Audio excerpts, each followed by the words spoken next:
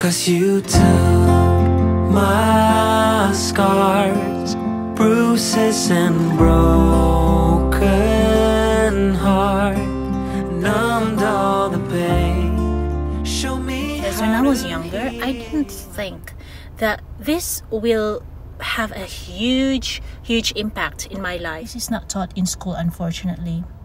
Which is more important when a person is intellectually evolved or emotionally evolved?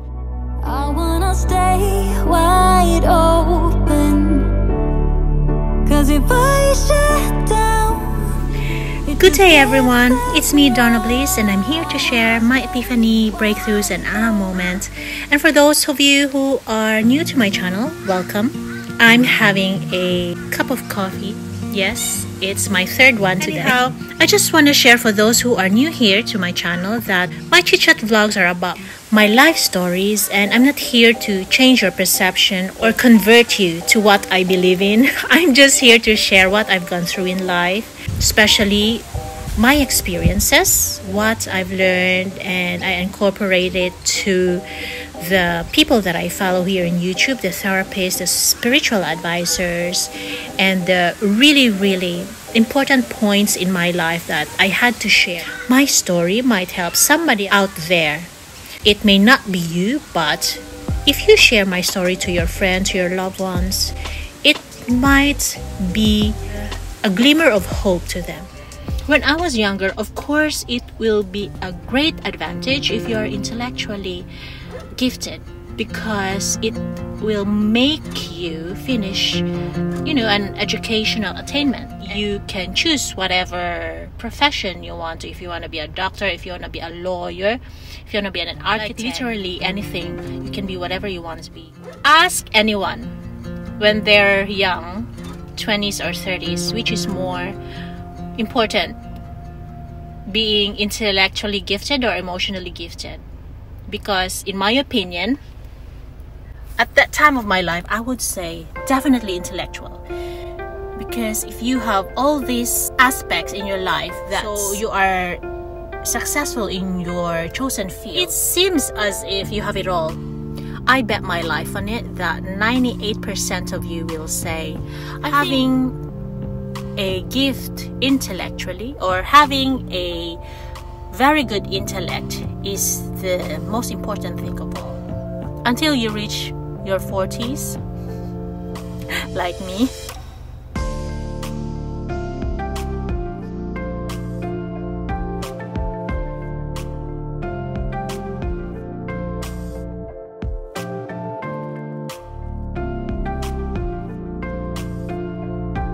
All these problems, all these health issues comes up, and you think back, okay, so I've achieved this kind of success or achievement, and why is it that my life was still upside down? This was my mental state, I think 3 years ago. What's interesting is if you have an Asperger's syndrome, it's a form of autism. A lot of geniuses have autism, the Asperger's syndrome one, which is the very evolved intellectually. Although in your social skills, let us say you're not very good at your social skills. It's like being blind.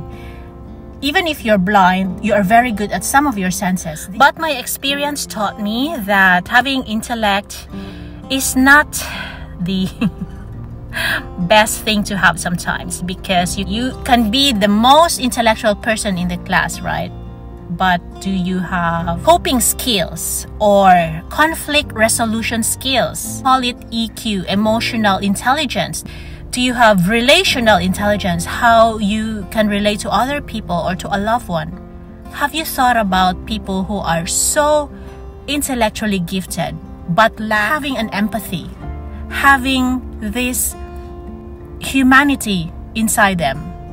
Because I know some people who are very intellectual, but it's because of their standard, this perfection side, then nobody can live up to their standards. And so their relationship actually struggles. They have trouble relating to other people. because they expect everybody to be like them. And is it realistic really that all people think the same? So this is what you call relational intelligence. Some people got it and some don't. Some people have emotional intelligence. They can empathize. They know how to regulate their emotions. This is emotional intelligence. And I only had this intelligence now that I'm older, because I was taught forcefully because of my experience that I have to regulate or else I'm gonna be in mental hospital, honestly. Now that I'm older and wiser, I think that it's good to have an intellectual gift, or you're very evolved intellectually, but I feel like in order to survive life, in order to live longer, you need to have emotional intelligence. Because how are you gonna solve problems? You know, your day-to-day problems. How do you solve, you know, intimate relationships? How do you navigate all these problems in life, which is inevitable? If you're very intelligent but you don't have any clue whatsoever what to do, you know, how to cope, you know what I mean? What's the use of your intellect if you don't have emotional intelligence? One disadvantage of being an intellectually gifted person with 0% emotional intelligence is that you feel alone because nobody can relate to your standards. Your standards are very unrealistic, and because you think that you're correct, then there's no room for improvement. And I think this is not good, because if I am that kind of person, guys, I wouldn't go to the therapist. If you don't think that you are wrong sometimes, or that your judgment is not perfect all the time, and sometimes it is the reason why we are alone, or we will end up being alone. Or worse, we will not ask for help. We think nothing's wrong with us. We don't need therapy. We don't need other people's help. This can be a hindrance to a better life. I'm not saying it's bad to be alone. We human beings, we thrive and survive because of being accepted or being in a group, you know, relating to other people.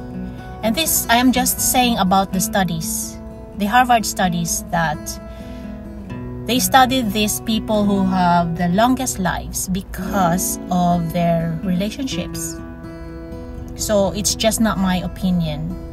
That's why I'm sharing this with you, because sometimes we forget about, you know, what's more important. If you're a parent and you think that, okay, you're so proud that your kid has an intellect, have you taught them how to have grit, how to be streetwise, how to be a good lover, how to be a good husband or wife? These kinds of characteristics are very, very important, especially if you want to live a long life here on earth. If you want to relate to others, you need to have emotional intelligence. This is not taught in school, unfortunately. And I feel like most of us human beings ask these questions when we're in the middle age, or when we've gone through a lot of negative experiences and we're thinking, why is this happening to me over and over and over and over? It's like I'm the unluckiest person on earth, when actually, when you study your patterns, when you study your childhood, you will have a light bulb moment, you will have a breakthrough. And if you've done this and nothing's working, then you need to have a therapist, because it might be a childhood trauma that you've actually repressed because it was too painful for your brain to handle, that you've completely forgotten about it. I think this is one of my important vlogs, because I was programmed when I was little, or by my parents, that, you know, excelling academically is a must to be able to be successful in life, and there's nothing wrong with that. But now that I'm where I am teaching my kid that it's not the end of the world if you're not gifted, intellectually. Find your gift and focus on that. And also how to regulate, how to communicate properly or in a healthy way. These are kinds of characteristics that are helpful when they're an adult. How to navigate life when they're by themselves. I teach Ethan to, little by little, tend for himself, like make him a sandwich, or clean after himself, clean his room. Because when he becomes a dad or he becomes a husband, he's gonna be very good, and not expect the wife to do everything. Don't you think it's such a good characteristics to have? I'm teaching my 2 kids, find your gift and focus on it. If you're not that good in one subject, then focus on it more so you become better. And if you're not good at one thing, practice until you're good at it. But we don't push them to, like, okay, you need to do very well academically. Please forgive me if it seems as if I'm discouraging you not to do it, because we have our own definition of success, and I don't want you to change your perception. What I'm trying to say is, without emotional intelligence, I wouldn't have survived my mental issues before. And when I say mental issues, it's not that I have gone crazy. No, I had trauma, and if I didn't have emotional intelligence, I wouldn't survive it. There's no amount of intellectual evolution no matter how bright I was in class, no matter how many medals I had when I was in grade school, it wouldn't help me survive my trauma, my experiences. That's all I'm saying. Everybody has trauma, little and big, and my kind of trauma needs therapy, because something has been done to me and my brain just needed some direction. And no, I didn't need medication, because that's what I've said, I'm not crazy. It's just my trauma is kind of when when you were a battered wife, although I'm not saying I was a battered wife. You have PTSD when you experience something really, really life-threatening. And that's my kind of trauma. So, was it my fault I had this trauma? Of course not. It was done to me. That's why I'm sharing it, because it's not my fault that I have trauma. It was done to me. That's why I'm sharing my experience, because a lot of you who has been following me have experienced the same.